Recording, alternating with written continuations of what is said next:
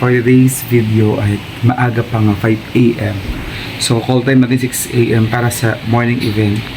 So meron tayong sugat dito dahil nga hindi ko alam kung tigyawat siya or allergy. So okay na to, ako lang to. So samahan niyo ako for this event. So isa siyang brand na ating i-host ngayon. So let's go!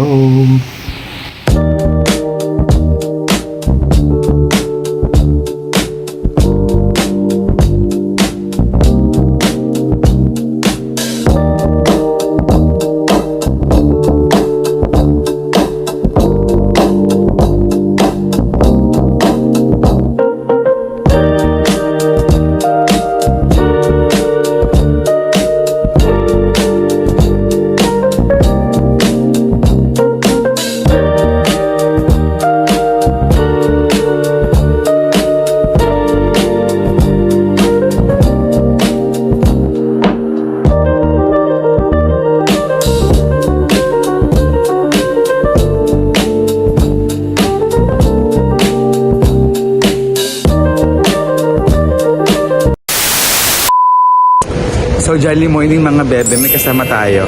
Chuksh. Zoom na lang natin. So, dito na nga tayo sa may Malabon Sport Complex, sa may Malabon, ayan, malapit po sa City Hall.